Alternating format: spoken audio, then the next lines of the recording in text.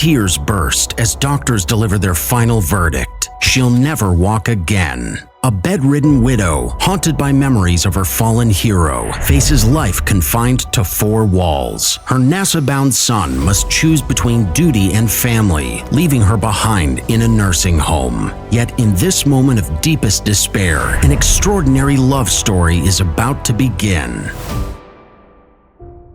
In the heart of Brookhaven, New York, Steve Marshall lived with the ghosts of his past. His father, Captain James Marshall, died a hero's death in Iraq when Steve was just 9, saving his entire unit from a devastating bomb blast. The Purple Heart that arrived home couldn't fill the void left in their lives. Every night, young Steve would hear his mother Debbie's muffled sobs through the thin walls, her prayers asking God why he had taken her soulmate of 20 years. But morning after morning, this remarkable woman would wipe away her tears, put on a brave smile, and face the world. She juggled her demanding accounting career with a second job, working overtime to provide for her young boy. Despite the exhaustion etched on her face, the heartbroken widow never missed a single one of her son's school events. Her unwavering dedication shaped him into the man he would become, a successful NASA group product manager, working on classified projects for the U.S. government.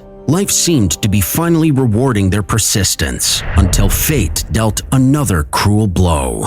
At age 70, arthritis forced the poor widow into early retirement. Then came the devastating diagnosis: cellulitis, a life-threatening infection that left her bedridden, her once strong legs now useless. As she lay in her hospital bed, memories of her late husband haunted her more than ever, tears streaming down her wrinkled cheeks as she gazed out the window. The final blow came when her son, her shoulder, received orders for an emergency reassignment to Europe. His government position left no room for negotiation. With a heavy heart, the caring son made the gut-wrenching decision to move his mother to Pine Grove Nursing Home. "Mom, I would never abandon you," Steve's voice cracked as he knelt beside her bed. "But this classified assignment..." Debbie squeezed his hand, forcing a brave smile. "Through thick and thin," she whispered their old saying, "we'll always have each other," Steve finished, fighting back tears. The first month was agony. Their daily phone calls revealed the poor widow's crushing loneliness. But then, mysteriously, something changed. His mother's voice began carrying notes of unexpected joy. Then the bombshell dropped on a winter night. After nearly a year abroad, Steve returned home to find an elegant cream envelope waiting. His hands trembled as he read the golden text: "You are cordially invited to Debby and Herbert's wedding on February 14th. The invitation fell from his shocked fingers. His bedridden mother was getting married? To whom? And how? Racing to Pine Grove the next morning, Steve stopped dead in his tracks at the entrance. There was his mother, actually walking, hand in hand with a distinguished silver-haired gentleman, both laughing like carefree teenagers. The transformation was miraculous. Her eyes sparkled with vitality, her posture straight and confident, years of grief melting away from her face.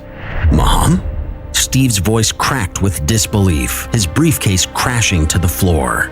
This can't be real. But they said you'd never..." His words drowned in a sob as his bedridden mother stood before him, actually walking. Years of medical verdicts crumbled in that single impossible moment. "Son, meet Herbert." Debbie beamed, her eyes dancing with newfound youth. "The crazy old man I'm going to marry."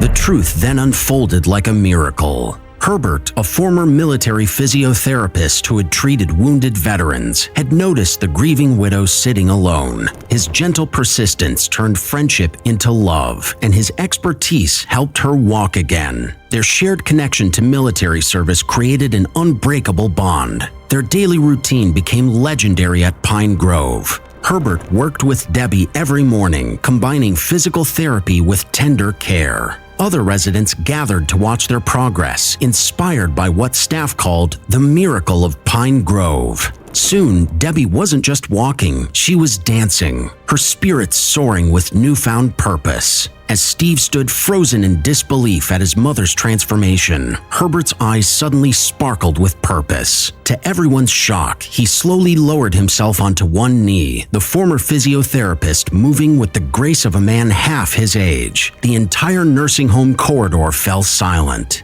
"Debby." His voice trembled with emotion, pulling out a small velvet box.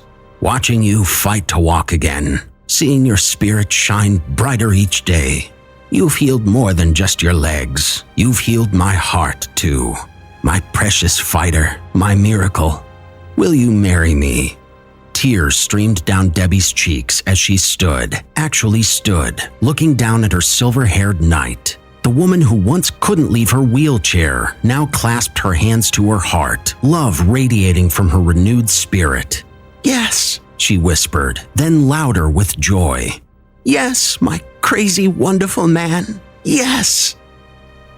On Valentine's Day, Steve fought tears as he walked his mother down the aisle. The nursing home garden had been transformed into an enchanted wonderland, with Captain Marshall's military photo placed proudly near the altar. As Herbert and Debby exchanged vows, Steve noticed his mother's old wheelchair sitting empty in the corner. It stood as a powerful reminder that sometimes the deepest healing comes not from medicine, but from a heart that refuses to give up on love. The ceremony ended with a military salute to Captain Marshall's memory, Herbert's way of honoring the man who had first shown Debby the true meaning of love. As the newlyweds shared their first dance, Steve realized that what he had feared would be his mother's final chapter had become an unexpected new beginning.